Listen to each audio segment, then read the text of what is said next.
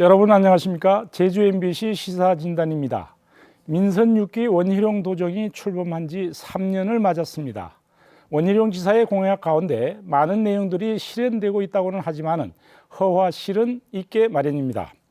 청정자연과 독특한 제주 문화, 사람의 가치를 키워서 더 큰 제주를 만들겠다고는 했지만 난개발 문제는 여전하고 도민 협치 시대를 열겠다고 했지만 해군기지와 제2공항 갈등은 여전히 풀리지 않고 있습니다.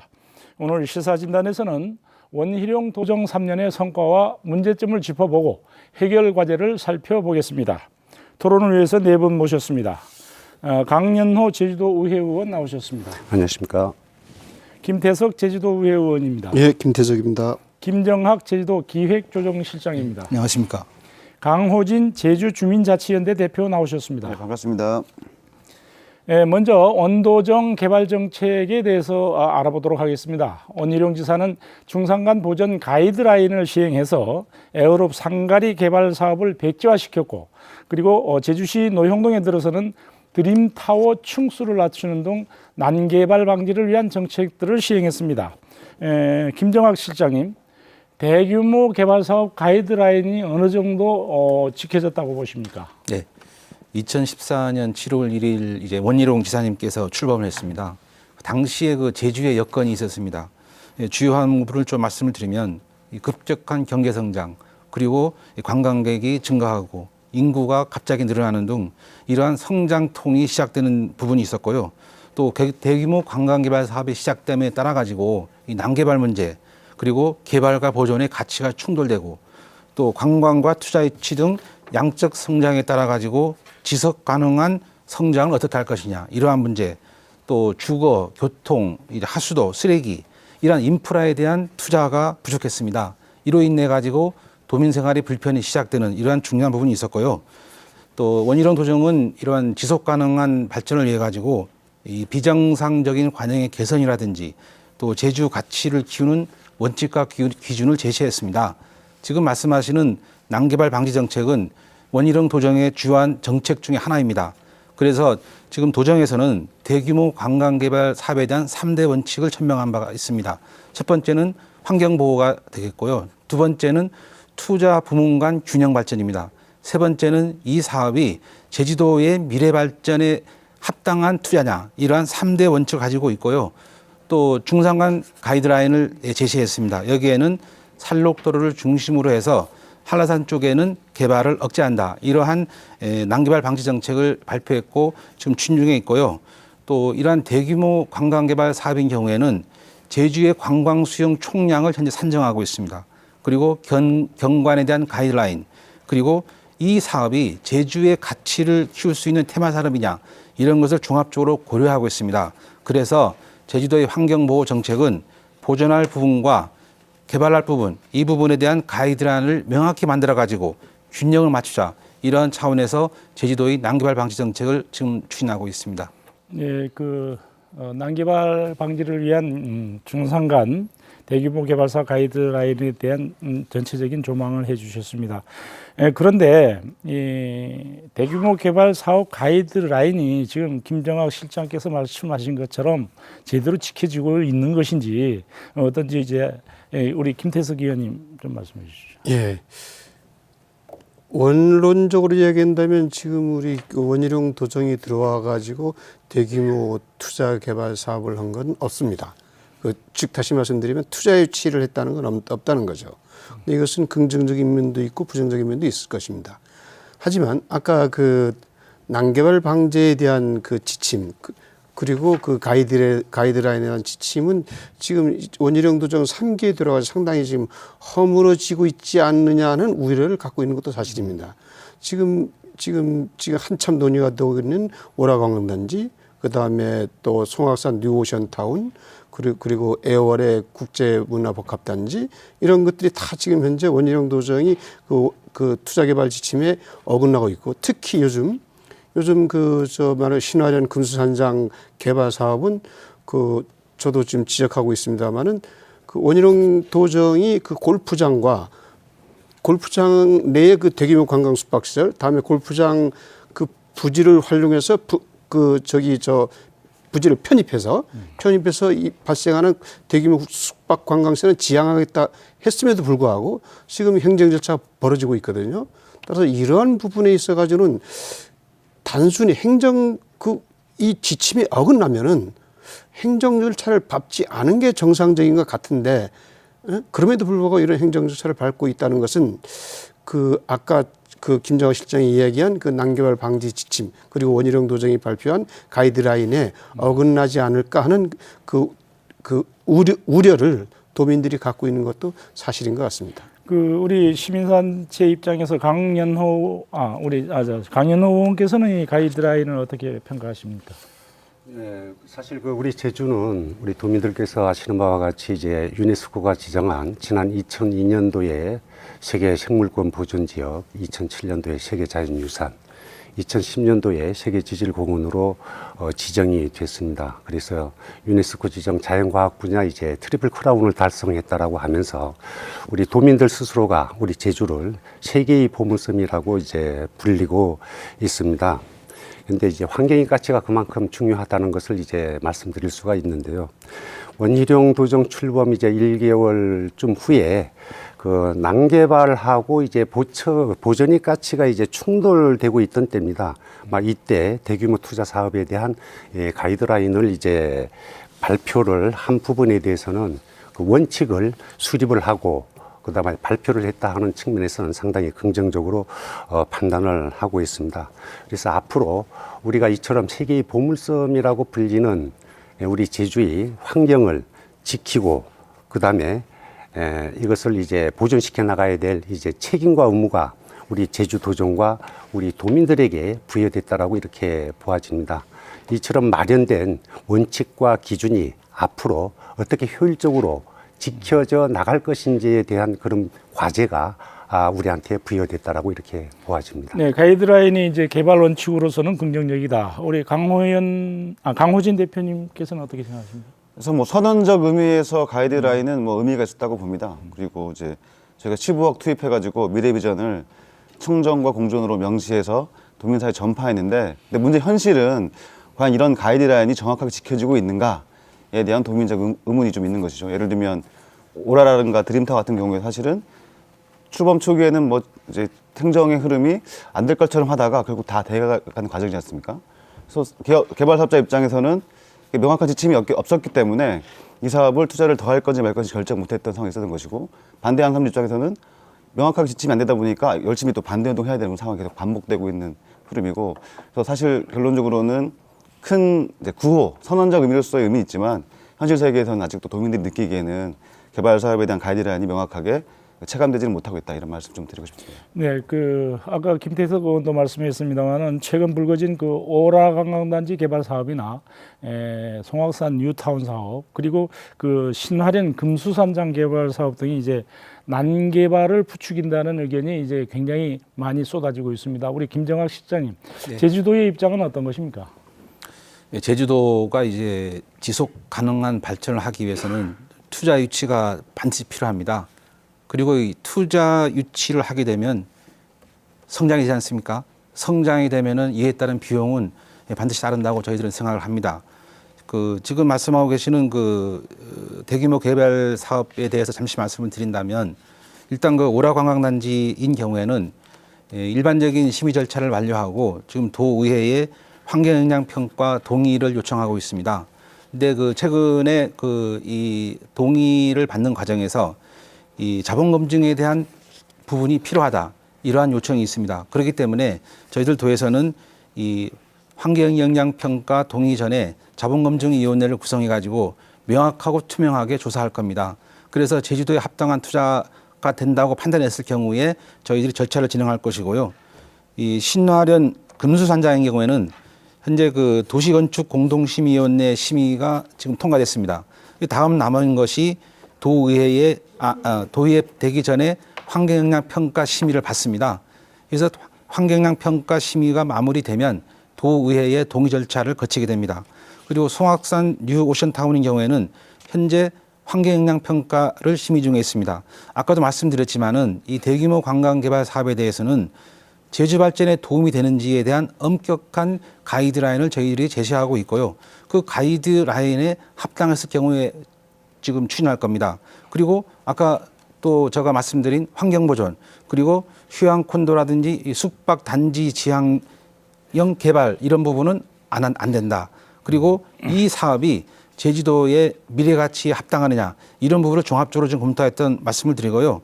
현재 그 심의 절차가 진행 중에 있는데 진행 중인 과정에서 우리 승인권을 가진 도가 이 사업에 대해서 가부를 말씀드린다는 부분은 여러 가지 어려움이 있다는 말씀을 드리겠습니다.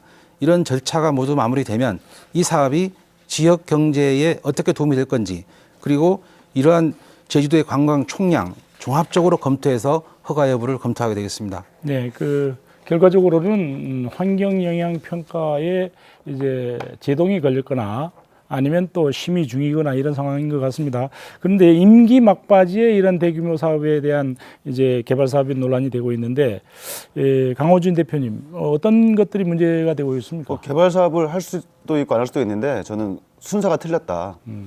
명확하게 이제 도가 방침이 환경자원 총량제라든가 말씀하시는 가이드라인이 있는데 이걸 정확히 정비하고 나서 그 다음에 개발 사업에 대한 여부를 결정해야 되는데 지금 상황은 결과적으로 제도적으로 강조하셨던 환경자원 총량제가 정리가 안 돼 있습니다. 그러니까 개발 사업자 입장에서는 사업을 해야 될지 말아야 될지 결정을 못하는 상황이 좀 있는 것이고요. 그래서 사전 이런 선후의 문제를 좀 정리가 되어야만 개발 사업에 대한 도민들의 인식이라든가 결정 과정이 좀 투명해지지 않겠나. 지금은 바뀌다 보니까 상당히 혼란스러운 상황이 반복되고 있습니다. 네, 강윤 의원님은 또 예, 그 앞서 말씀 주신 부분 중에 이제 오라관광단지 부분이 우리 제주도의회 이제 우리 환경도시위원회 소관 사항입니다. 그 환경영향평가서 심의가 이제 환경도시위원회에서 지금 진행이 되고 있는데 사실상 이 오라관광단지 개발 사업인 경우에는 다 아시는 바와 같이 이제 6조 2,800억 원, 그 다음에 이제 357만 평방미터에 이르는 우리 제주 개발 사상 아마 최대 규모이기 때문에 우리 도민사회에서 찬반 그런 그 논쟁들이 좀 치열한 것 같습니다. 그래서 그동안에 저희들이 환경영향평가서 그 심의 과정에서 현장까지 다녀오면서 이제 한라산 보호 문제라든가 그다음에 지하수 문제, 그다음에 하수 처리 문제, 재해 대책 문제 이런 부분들에 대해서 문제점들을 제기를 하면서 이제 심의 보류가 된 바가 있는데 아까 우리 김정학 기조실장님께서 말씀 주신 것처럼 도민들의 여론이 자본 검증이 우선이다라는 그런 여론이 높았었고 또 마침 우리 도의회에서 제주도에 이런 요구 사항을 전달을 했고 도에서가 이를 받아들였습니다. 그래서 자본 검증을 이제 먼저 하고 그 결과를 우리 도의회에 제출할 것으로 지금 이제 진행이 되고 있습니다. 그래서 다소 이제 시간이 걸리겠지만은 이제 이런 일련의 과정 속에서 그동안에 제기됐던 환경 문제라든가 그다음에 자본 검증 문제, 그다음에 제주도 지역 사회에 미치는 경제적 영향 등에 대해서 많은 문제점들이 노출이 되고 그다음에 이에 따른 이제 대책들이 마련이 되면서 진행이 돼 나가야 될 것으로 그렇게 보고 있습니다. 우리 이런 게 있습니다.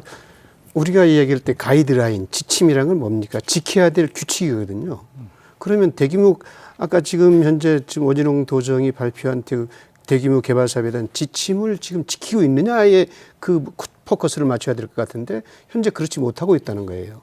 그러니까 지금 현재 가장 중요한 요소들이 아까 도시건축공동심의원회 신화련에서 통과됐다 그러는데 이 신화련 군수산장 개발 사업이 가이드라인에 저촉되면은 행정 절차를 밟지 말아야 되는 게 정상적인 겁니다. 왜냐면 그래서 행정 절차를 밟아버리면은 그 가이드라인이 기침이 무력화되는 거 아닙니까?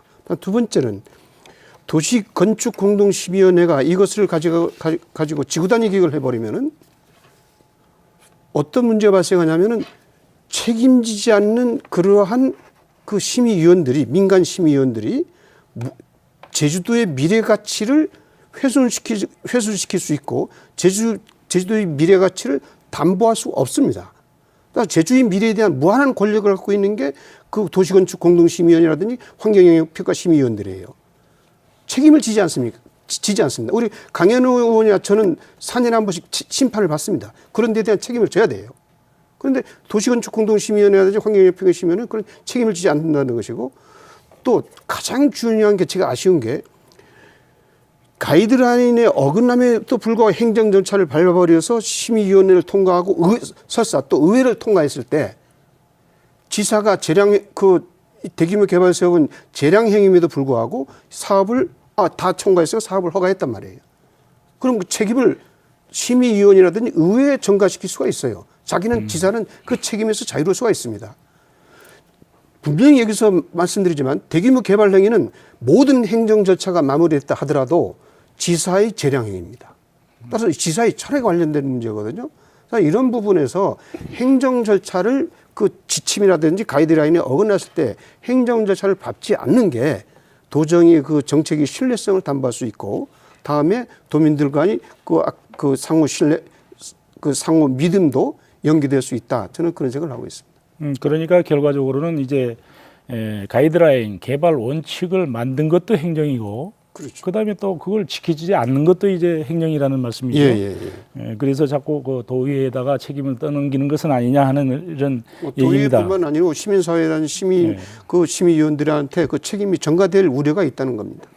다음 얘기입니다. 그 고자왈 경계 설정 용역 결과도 이제 8월이면 나온다고 합니다.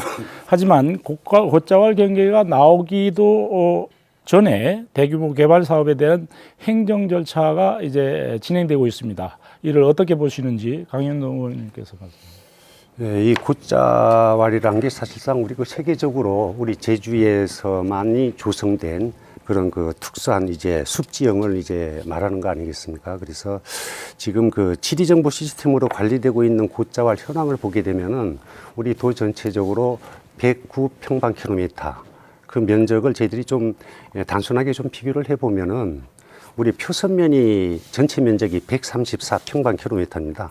그래서 상당히 넓은 면적을 고자왈이 이제 차지를 하고 있다 이렇게 볼 수가 있는데, 여기에서 그 좀 자료를 좀 한번 인용을 하겠습니다. 현재까지 지금 개발이 이루어진 고자왈 면적이 전체 면적의 19%인 약 21만 평방킬로미터에 이른다고 합니다.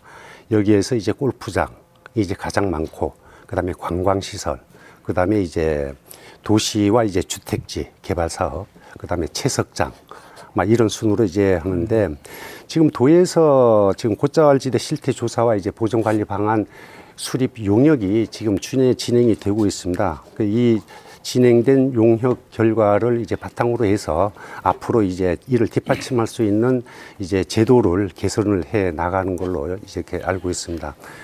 저희들이 다만 이제 기본적으로 보존 가치가 있는 이제 고자왈 지대에 대한 대규모 개발은 원천적으로 반대를 합니다. 반대를 하는데, 지금 우리 그 법률로나 그다음에 조례로 지금 보존 관리를 하는데 이제 근거가 상당히 미약한 그런 실정입니다. 그래서 이런 부분이 먼저 선행이 돼야 될 것으로 보고 있습니다. 네, 그 강호지 대표님, 그 고자왈 경계가 명확하게 나오지 않았는데 대규모 개발 사업은 계속 진행된다. 어떻게 보십니까? 용역 결과가 나오지 않았는데 사업이 진행된다면 또 다른 특혜론이 될 수밖에 없습니다. 왜냐하면 이제 가이드라인이 있는데 가이드에 대한 구체적인 세부 내역은 결국 고자왈 경계 용역이 있습니다. 사업자 입장에서는 여기는 경계 안에서는 해서는 안 될 곳 구분되기 때문에 저는 지금 상황에서는 용역이 만료되기 이전에 다른 사업들을 추진하는 상당히 제가 보기에 논란일 수밖에 없고, 행정 차원에서 제가 보기에는 좀 절차를 일단은 멈춰놓고 한 달 남았기 때문에 그 기준에 따라서 새롭게 제시하는 게 저는 훨씬 사회적 갈등을 줄이는 방법이라고 보여집니다. 그 고자왈 부분에 대해 고자왈 용역을 하는 이유가 뭡니까? 그 아까 대규모 개발 사업에 대한 가이드라인을 제도화시키는 거 아닙니까? 이거 고자왈 그 경계를 하는 게 제도화시키는 거죠. 다음 두 번째는 환경자원 총량 관리 시스템하고 이거는 맞물려 떨어지면서 제도화시키는 건데, 이 이전에 행정조차를 해가지고 인허가가 나가버린다면은 이 용역이 무슨 필요가 있어요? 무력화시키는 거거든요. 네, 그 다음 주제로 넘어가겠습니다. 그 원희룡 지사의 취임 일성이 협치였습니다. 그리고 이를 유난히 강조해 왔습니다. 이제 협치라고 하면은 그동안 행정 독주 체제의 정책 결정 과정을 바꿔서 이 과정에다가 민간 부분이라든가 시민사회의 참여를 보장해서 보다 민주적인 절차에 따라서 행정을 펴 나가는 것이 아니겠습니까? 하지만 강정 해군 기지와 제2공항 갈등은 여전히 풀리지 않고 있습니다. 우리 김 실장님, 지금까지 협치 어떻게 보시면 잘 이루어졌습니까? 예, 우선 아까 고찰 부분에 대해서는 저희들이 용역을 시행 중에 있습니다. 그리고 10월 중에 지금 마무리될 계획인데 현재 상태에서도 이 고찰 경계 확인에 대해서는 각종 개발 사업에 적용하고 있다는 말씀을 좀 드리겠습니다. 그리고 그 협치 관련해서는 민선 6기 원희룡 도정의 도정 방침은 협치, 새로운 성장, 더 큰 여주입니다.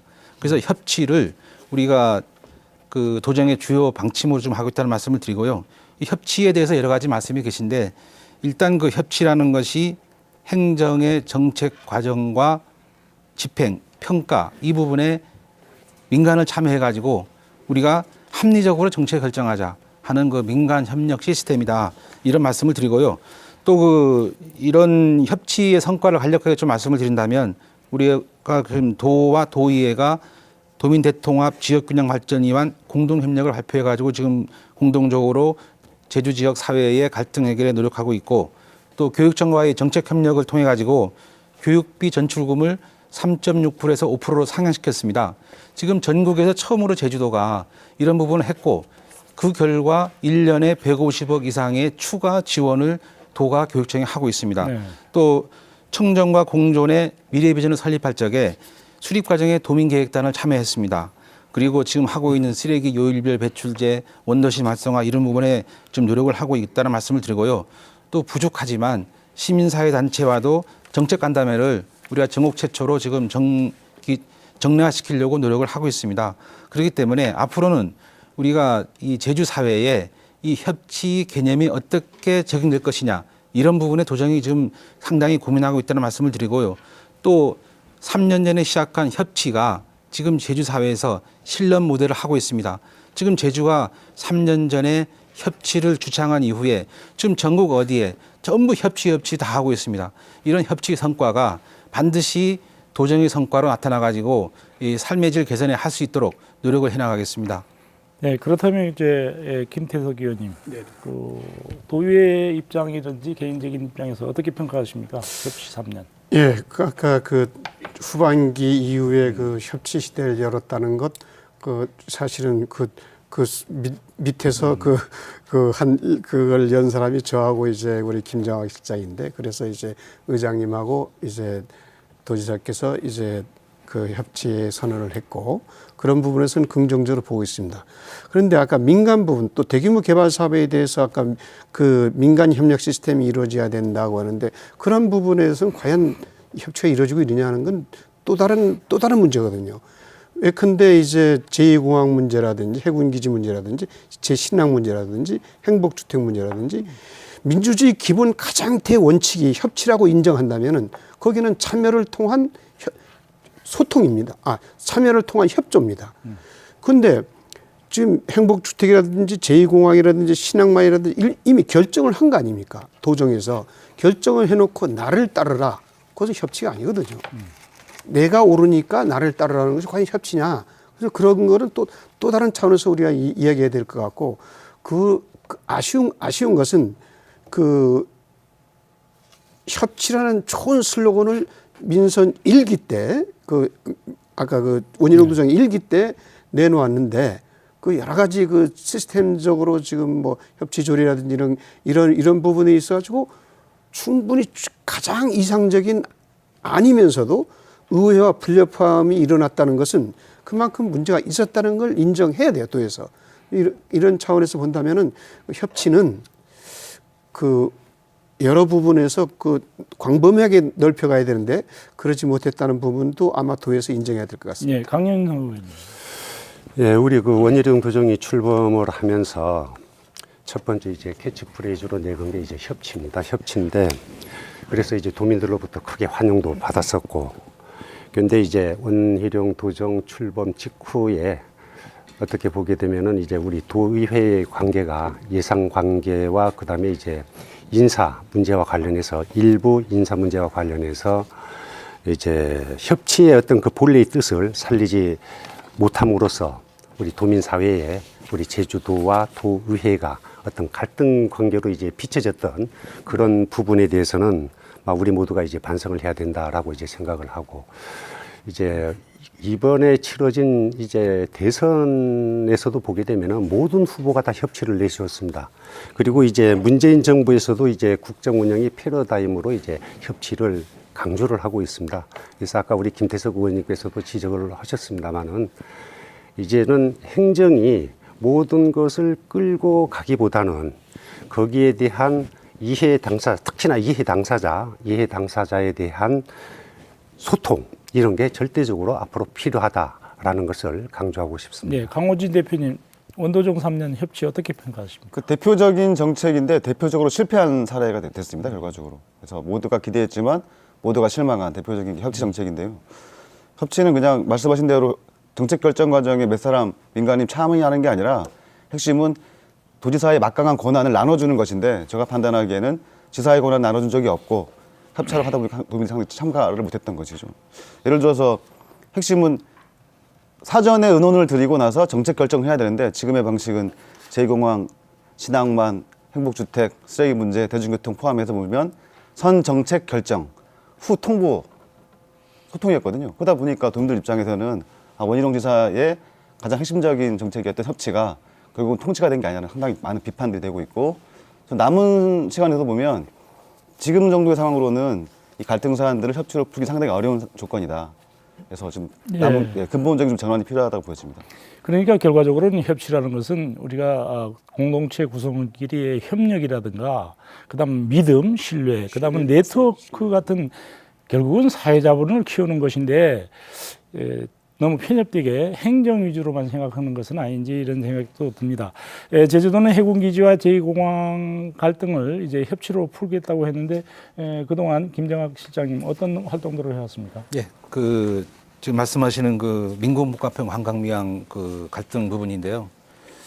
상당히 이 부분에 대해서는 저희 도정에서 가슴 아프게 지금 생각합니다. 또 원희룡 지사님께서도 취임 후에 직간접적으로 여러 차례에 걸쳐 가지고 대화를 했습니다. 그리고 최근에 제가 직접 다녀왔습니다마는 6월 22일 날 우리 강정마을 회관에서 주민 대상으로 해가지고 공동체 회복 지원 사업 설명회도 1차 가졌습니다. 문제는 지금 강정마을 주민을 대상으로 한 구상권 철회 문제, 그리고 이 사법 처리된 주민에 대한 사면 문제, 그리고 정부에서 강정마을의 공동체 회복을 위한 지원 사업에 대한 전폭적인 지원, 크게 우리가 세 가지를 생각하고 있는데, 지금 지난 대선 과정에서도 도정에서는 이러한 부분에 대해서 공약 자료를 만들어 가지고 각 대선 후보 캠프를 저희들이 직접 방문했습니다. 그래서 제주도의 절박한 심정을 다 설명을 드렸고요. 또 그 결과 이제 대통령님의 공약에 지금 강정마을의 구상권 철회 및 공동체 회복을 위한 지원 사업이 지금 공약으로 채택이 됐습니다.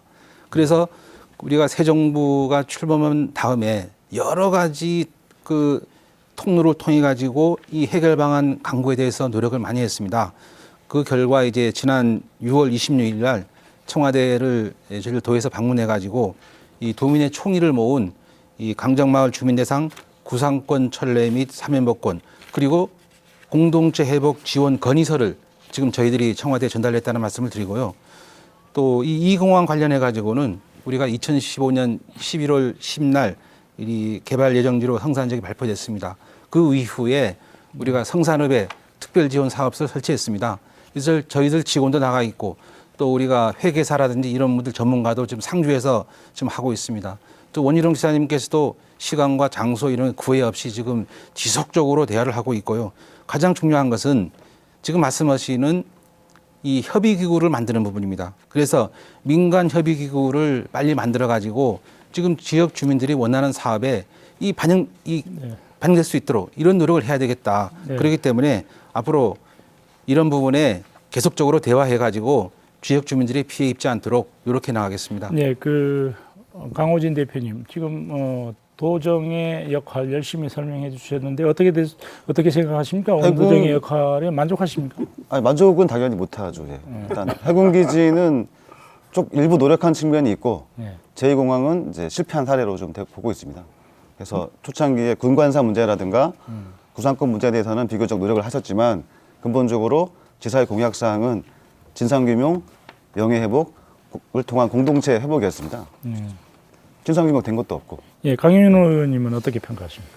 예, 아까 우리 짧게 말씀해 주십시오. 김정하 기조실장님께서 말씀을 주셨습니다만은 사실상 이 해군기지하고 제2공항 문제가 사실상 우리 제주도정에서 직접 추진하지 않은 이제 국책 사업 아니겠습니까? 그래서 결과적으로 우리 제주도정에서도 많은 한계를 가질 수밖에 없다. 이런 말씀을 먼저 드리고, 다만 이제 좀 긍정적으로 우리가 평가를 이제 해야 되는 부분은 우리 그 문재인 대통령께서 이제 강정마을에 대한 구상권 철회 관계, 그 다음에 제2공항 그 갈등 해소와 관련해서 이제 공약을 내세우고 이제 약속을 했던 만큼 이제 이 해결을 위해서 우리 도정에서도 우리 새 정부와의 적극적인 해결 노력이 필요하다고 봅니다. 그 해군기지와 제2공항 갈등 해결의 도정의 역할, 한마디로 뭐라고 평가할 수 있습니까? 우리 김태석 의원님. 저는 제2공항 문제에 관해서는 왜 표선이냐에 대한 그 답변이 없잖아요. 왜 표선이냐. 그거에 대한 답변을 해야 되죠. 왜냐하면 한 4개의 그 후보지가 있었는데, 그러면 결국은 그 용역진 7, 8명이 제주의 미래와 제주도민의 운명을 결정하는 그러한 걸 했는데 제주도가 아무런 대응을 못했다. 이것은 난센스한 거죠. 이런 차원에서는 그 갈등 문제를 스스로 도가 자초했다는 측면이 있습니다. 그러니까 성산포죠, 성산. 성산 죄송합니다. 그러니까 왜 성산포냐 하는. 예, 강현 의원이 표선이라 가지고 표선 왜 성산포냐에 대한 대답이 없었다. 다음에는 이제 굉장한 이제 논란이 있었던 카지노 영리병원 문제를 이제 짚어보겠습니다. 중국 자본 1조 원 이상 투자된 신화역사공원 안에 복합 리조트가 오는 10월 1단계 개장을 준비하고 있습니다. 서귀포시 안덕면 서강리에 들어서는 신화역사공원은 이제 카지노 운영을 공식화했고, 그리고 인력 채용까지도 이제 진행 중입니다. 김정하 실장님, 신화역사공원의 카지노 신규 허가를 받지 못하면은 기존 하얏트 호텔 카지노를 이전해서 운영할 걸로 이렇게 보이는데, 이에 대한 제주도 입장 간단하게 말씀해 주십시오. 네. 그 원희룡 도정의 카지노 정책은 2가지입니다. 첫 번째는 카지노 사업의 건전한 발전, 그리고 투명한 관리, 이 상황입니다. 그리고 국제적 수준의 제도 정비가 완성되기 전까지는 신규 카지노 허가는 논의하지 않는다. 이게 지금 정책입니다. 현행법상 카지노 사업자가 영업소 소재지를 변경하는 것은 신청하면 변경 허가 가능합니다. 지난 4월 20일에도 파라다이스 카지노 인천이 인천 파라다이스 시티 복합 리조트로 이전이 됐습니다. 또 이런 예가 있다는 말씀을 드리고, 또 하얏트 호텔의 랜딩 카지노가 지금 신화역사공원의 복합 리조트로 이전을 준비하는 걸로 지금 저희들이 알고 있습니다. 그 하얏트 호텔의 랜딩 카지노를 그 신화역사공원으로 이전하는 문제는 우리가 지금 신청은 안 돼 있습니다. 그렇기 때문에 앞으로 이제 이런 부분이 이루어지게 된다면 전문가 의견도 우리가 잘 들어야 되고요.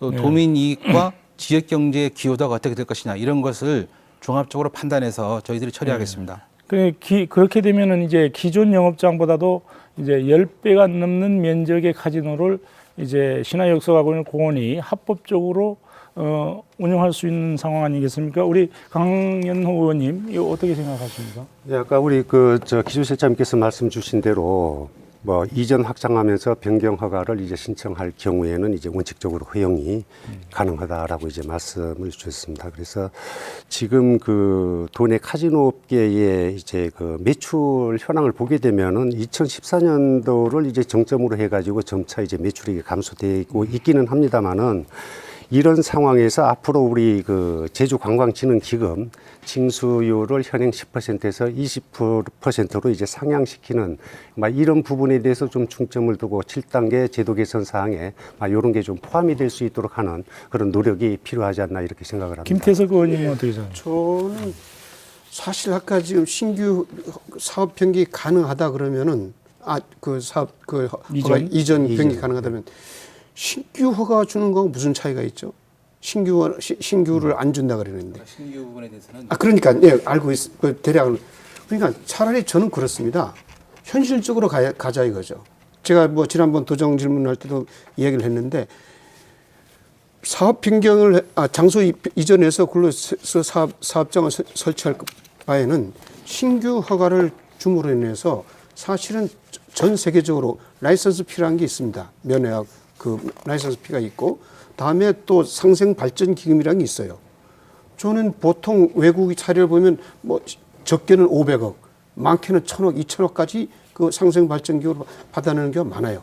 그러면 결과적으로 그냥 장소 이전이 가능하다 그러면 법적으로 막을 방법이 없다 그러면은 신규 허가를 내줌으로 해서 거기서 제주도와 그 신화역사 공원이 같이 상생하시는 방안이 뭔가 이런 걸 찾아보는 게 더 현실적인 게 아니냐 저는 이런 생각을 하고 있어요.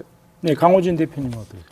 어쨌든 저희가 15억의 도민 세금으로 미래비전을 청정과 공정으로 내세웠고 원지사께서는 사람, 자연, 문화의 가치를 키우겠다 하셨습니다.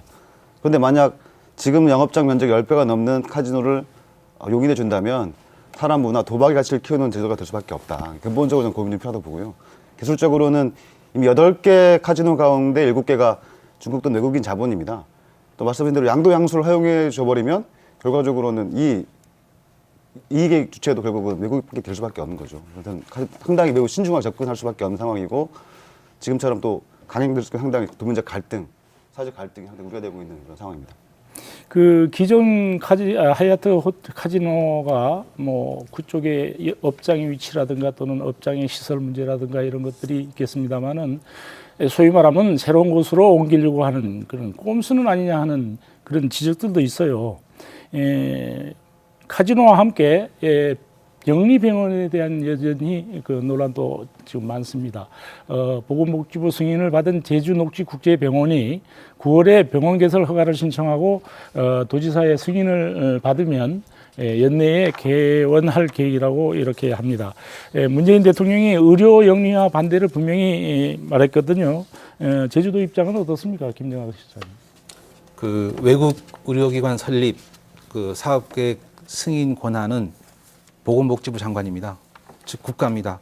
그 2015년 6월달에 그 중국 록시그룹에서 그 제주 헬스케어 타운 내에다가 그 녹지국제병원을 설립 운영하겠다고 사업계획서가 제출됐습니다. 그래서 보건복지부 장관이 그 외국 의료기관 설립 사업계획서를 승인했습니다. 그래서 현재 그 건물공사 중에 있고요. 공정률은 약 한 92%가 지금 달라고 있습니다. 또 그 외국 의료기관인 경우에는 이 사전에 사업계획 승인서를 받도록 법제화되어 있습니다. 이렇기 때문에 보건복지부 장관의 승인을 받은 겁니다. 현재 이 승인된 사업계획에 따라 가지고 건물이 완공되고 그에 따른 장비와 인력들이 전부 갖추게 되면은 그 신청이 들어옵니다. 그러면은 도에서는 그 제주도 보건의료정책심의위원회가 있습니다. 이 의료 분야 전문가들입니다. 이분들로 이루어진 심의위원회 심의를 거쳐 가지고 저희들이 그 허가 여부를 결정할 지금 그런 방침에 있고요. 또 도에서는 이 외국 의료기관의 허가에 관해서는 국가 정책 기조에 맞춥니다. 그래서 국가 정책에 맞춰서 그렇게 하고요. 이 외국 의료기관이 개원이 되더라도 그 병원 운영 과정에서 절대 의료 공공성을 훼손할 일이 없도록 저희들이 지도 감독을 강화하겠습니다. 그러니까 문재인 대통령이 의료 영리화에 대한 분명한 반대의 입장을 밝혔는데 그게 국가 정책 기조 아닙니까? 네. 제주도의 입장에서 어떻냐는 얘기죠. 지금 이 사항은 기비 2015년 12월 18일 날 보건복지부 장관이 사업계획서 승인해서 승인된 결과에 따라 가지고 현재 절차가 진행 중인 사항입니다. 예, 좋습니다. 영리병원으로 인해 가지고 그 공공의료 체계가 무너진다 또는 뭐 그 반대로는 의료 관광을 활성화 시켜야 될 거 아니냐 이런 의견들이 분분한데 김태석 의원님 어떤 입장입니까? 예, 그 정책이란 게 영원 불변이 아니거든요. 시대의 흐름에 따라서 바뀔 수가 있습니다. 박근혜 정부에서 의료 영리법인을 의료 그 영리화를 했다 했는데 좀 시대의 흐름에 따라서 문재인 정부가 들어서면서 영리병은 없다 그러면 그것이 시대의 흐름 아니겠어요? 그래서 이런 부분에서 도가 더 신중하게 집권해야 될 것 같고 다음에 중요한 것은 좀 의료의 공공성 내지 의료의 양극화의 문제입니다. 사실 제주도만이 문제라면 별 큰 문제는 없을 거라고 저는 사료됩니다. 하지만 이것이 뚝을 무너뜨리는 하나의 구멍이 될 수 있거든요.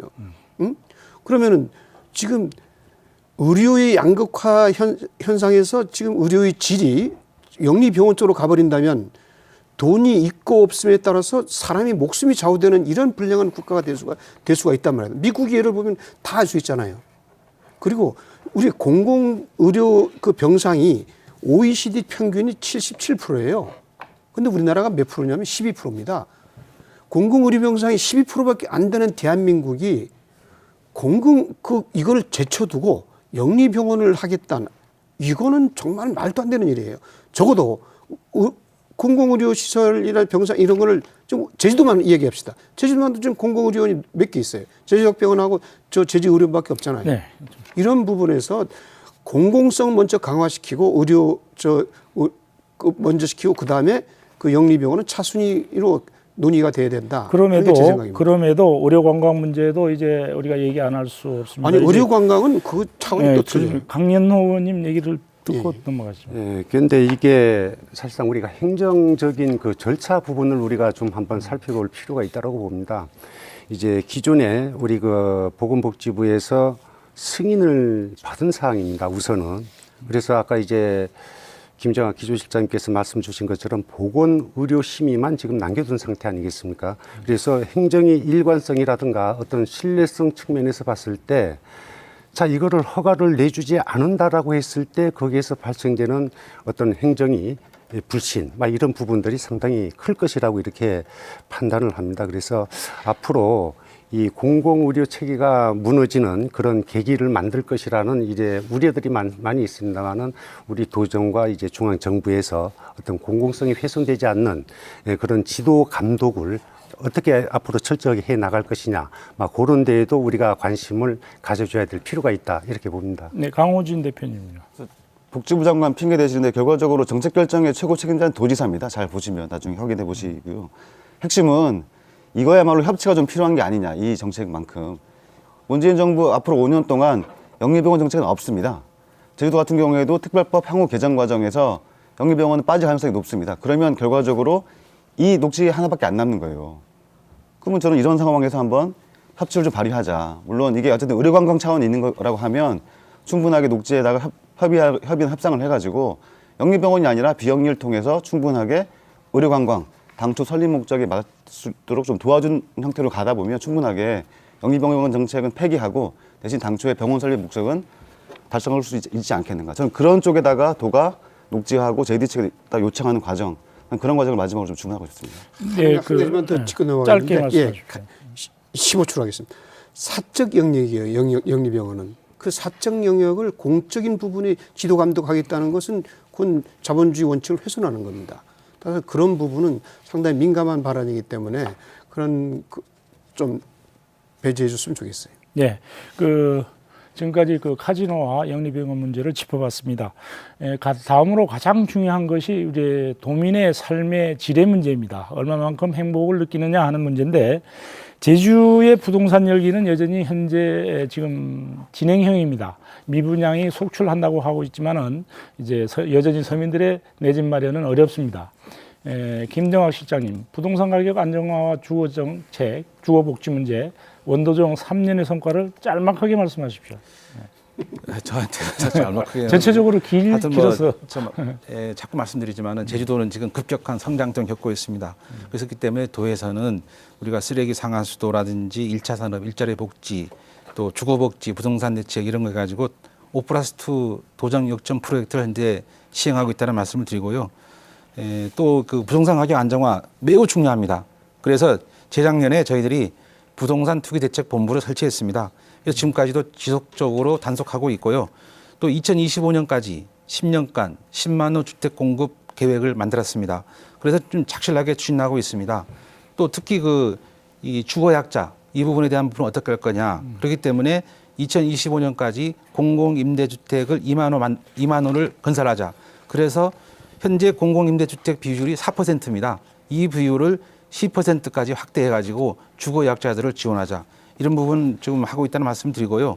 또 부동산 가격 폭등으로 인해 가지고 지금 상당히 어렵습니다. 그렇기 때문에 현재는 제주에서만 시행하고 있습니다만은 공공임대주택의 임차보증금 지원 사업, 그리고 신혼부부의 전세자금 대출 지원 사업 이런 거 하고 있습니다.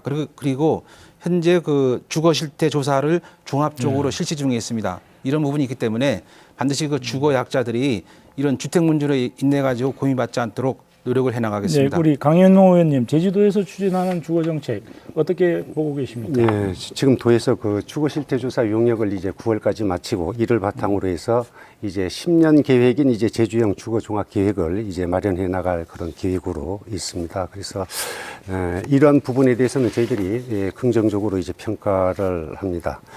그리고 그 행복주택 등의 이제 주거 약자를 위한 정책에 대해서 우리가 반대할 범위는 없다라고 봐집니다. 다만 이제 아쉬운 부분은 그 시민복지 타운의 행복주택이 지금 찬성과 반대의 양갈래로 이제 나눠서 갈등이 이제 심하게 나타나고 있습니다. 지금 도에서 실시한 여론조사에서 보게 되면은 도민이 60% 이상이 이제 좀 찬성한다라고 밝히고는 있지만은 일부에서는 이 여론조사에 대해서 회의감을 표출을 하고 있습니다. 그래서 도정에서 일방적인 추진보다는 새로운 여론조사 등을 통해서 진짜 다수의 도민들께서 원하는 방향으로 이 정책들을 좀 잡아나갔으면 하는 그런 생각을 갖습니다.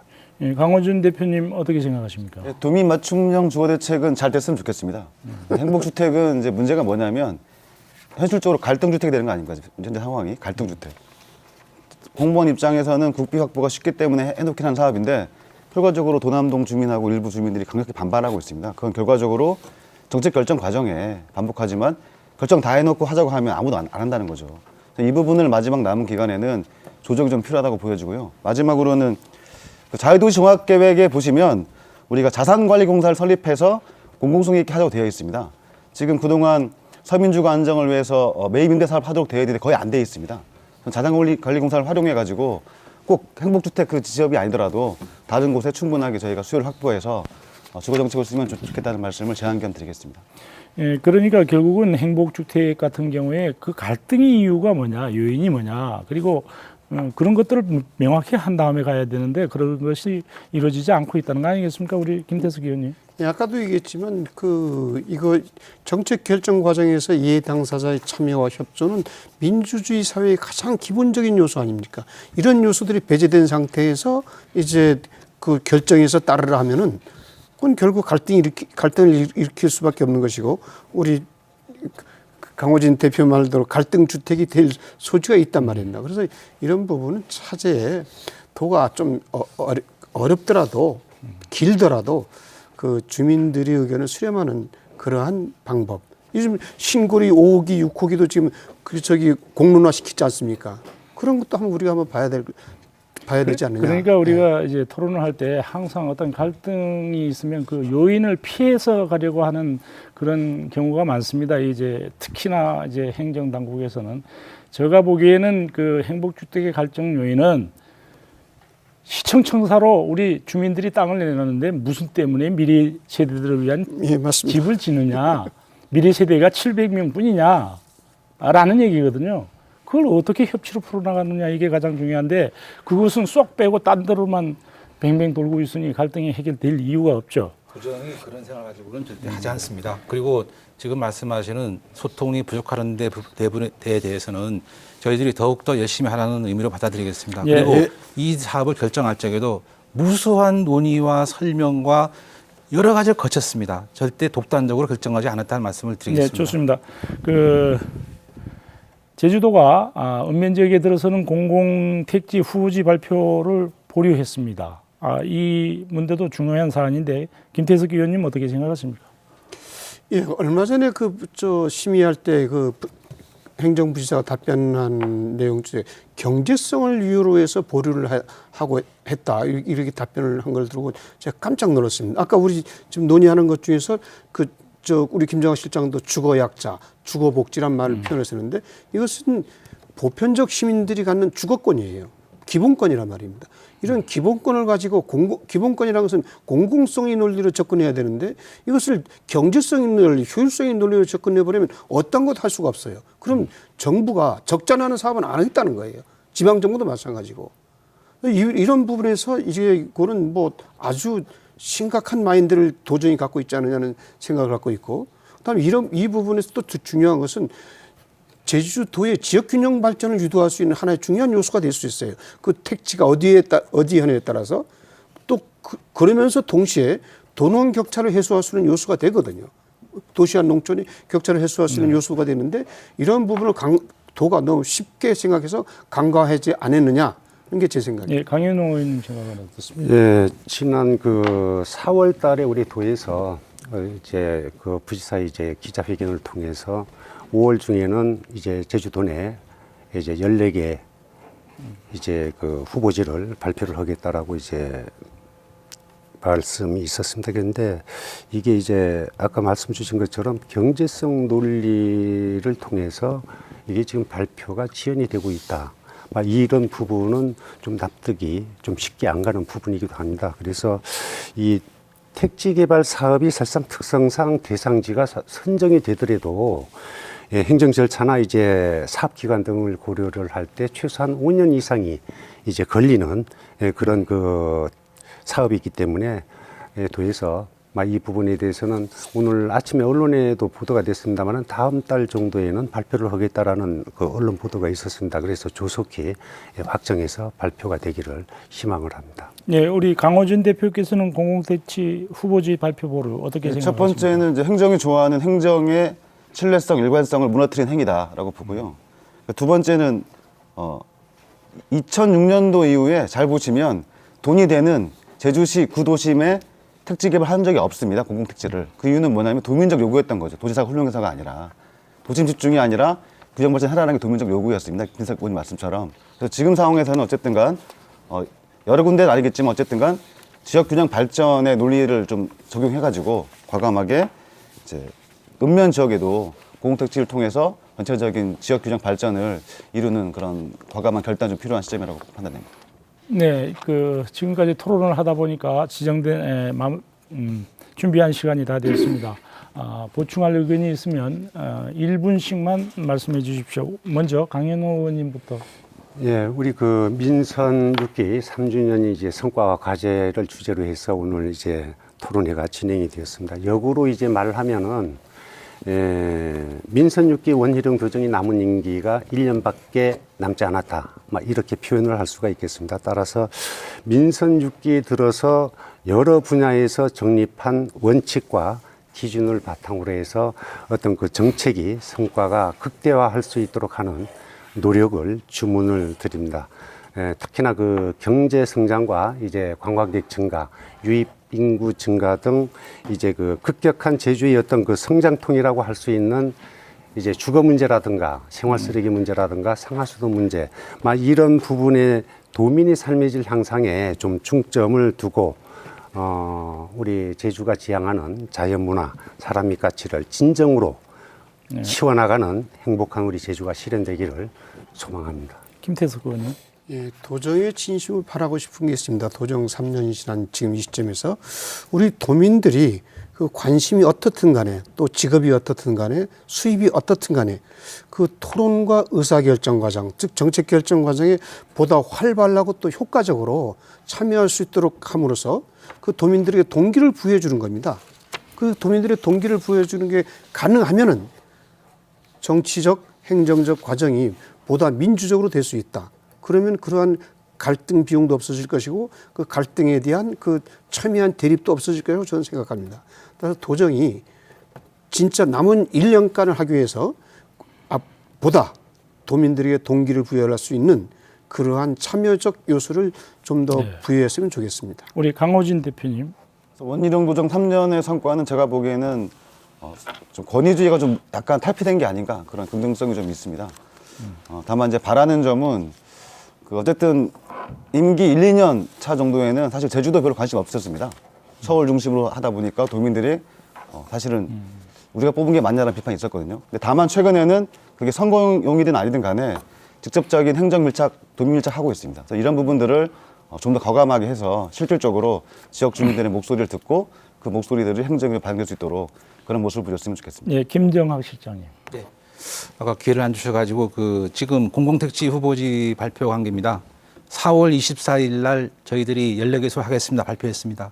5월 달에 하겠습니다 했습니다. 지금 7월 달에 발표할 계획입니다. 무슨 그 지연이 있겠습니까? 여기에 무슨 보류가 있고 저희들이 지금 새 정부가 와가지고 이 주거복지 사업에 지금 10조 투자 계획입니다. 이 계획을 반영하지 않습니까? 이런 차원이라는 말씀을 드리고요. 하여튼 원희룡 도정의 목표는 제주의 가치를 높이고 도민의 삶의 질 향상입니다. 이것에 저희들의 도정은 몰두하고 있습니다.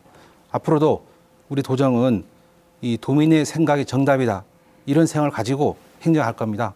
많은 도움을 부탁드리겠습니다. 네, 감사합니다.